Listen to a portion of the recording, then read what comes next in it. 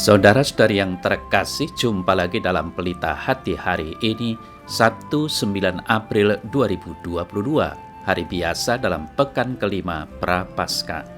Bersama saya Romo Thomas Suratno, SC dari Paroki Cilandak, Jakarta Selatan, mendengar dan merenungkan Sabda Tuhan, yakni firman Tuhan yang tersurat dalam Injil Yohanes, bab atau pasal 11, ayat 45 sampai dengan ayat 56.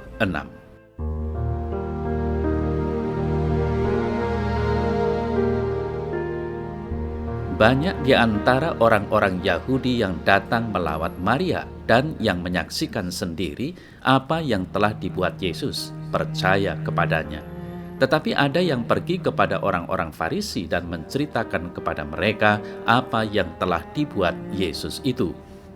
Lalu imam-imam kepala dan orang-orang Farisi memanggil mahkamah agama untuk berkumpul dan mereka berkata, "Apakah yang harus kita buat? Sebab orang itu membuat banyak mujizat. Apabila kita biarkan dia, maka semua orang akan percaya kepadanya, dan orang-orang Roma akan datang dan akan merampas tempat suci kita serta bangsa kita." Tetapi seorang di antara mereka, yaitu Kayafas, imam besar pada tahun itu, berkata kepada mereka, "Kamu tidak tahu apa-apa dan kamu tidak insaf, bahwa lebih berguna bagimu jika satu orang mati untuk bangsa kita daripada seluruh bangsa kita ini binasa." Hal itu dikatakannya bukan dari dirinya sendiri, tetapi sebagai imam besar pada tahun itu ia bernubuat bahwa Yesus akan mati untuk bangsa itu, dan bukan untuk bangsa itu saja, tetapi juga untuk mengumpulkan dan mempersatukan anak-anak Allah yang tercerai-berai. Mulai dari hari itu, mereka sepakat untuk membunuh dia. Karena itu, Yesus tidak tampil lagi di muka umum di antara orang-orang Yahudi. Ia berangkat dari situ ke daerah dekat padang gurun, ke sebuah kota yang bernama Efraim, dan di situ ia tinggal bersama-sama murid-muridnya. Pada waktu itu, hari raya Paskah orang Yahudi sudah dekat, dan banyak orang dari negeri itu berangkat ke Yerusalem untuk menyucikan diri sebelum Paskah itu.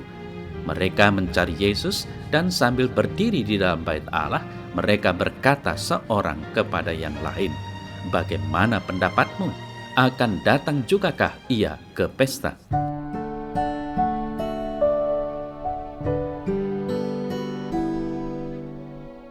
Saudara-saudari yang terkasih, berbagai agama atau adat istiadat mengenal ritus korban. Berbagai jenis binatang atau hasil bumi dikorbankan, atau dengan kata yang lebih enak didengar, dipersembahkan kepada yang ilahi demi keselamatan kelompok agama atau adat tersebut.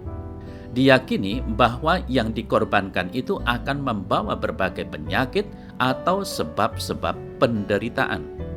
Hal senada juga kita kenal dalam peperangan dengan adanya pasukan berani mati, atau bahkan pasukan bunuh diri.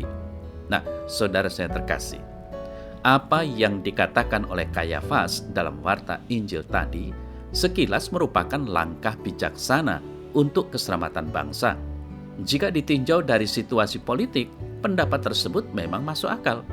Yesus dianggap provokator di kalangan rakyat. Jika huru-hara terjadi, orang Roma pasti akan bertindak.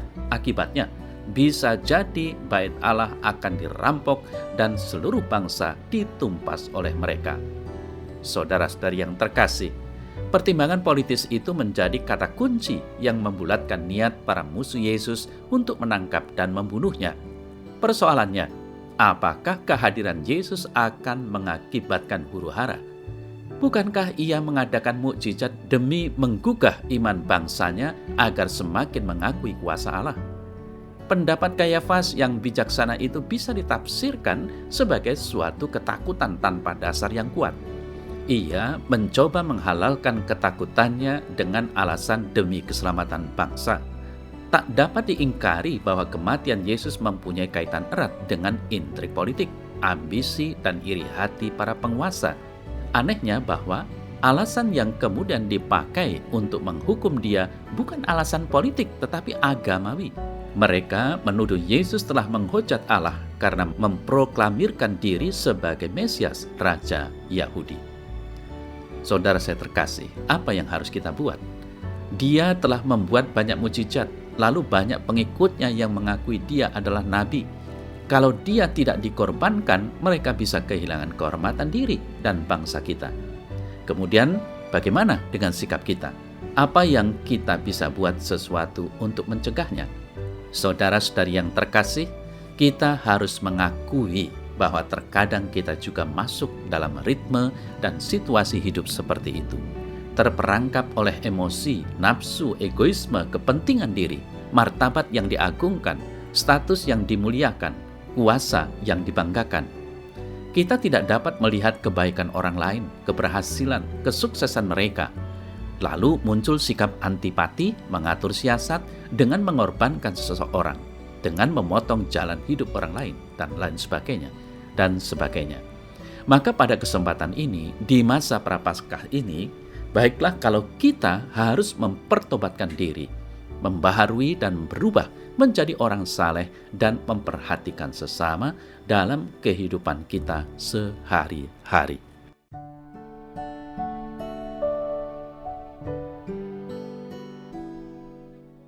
Dalam nama Bapa dan Putra dan Roh Kudus. Amin. Ya Bapa, Putramu Yesus Kristus mengorbankan diri, menanggung dosa-dosa manusia demi keselamatan bangsa manusia. Bantulah aku yang lemah ini untuk berani meneladani semangat Putramu berkorban demi keselamatan sesamaku. Amin. Semoga Allah yang Maha Kuasa memberkati saudara dalam nama Bapa dan Putra dan Roh Kudus. Amin.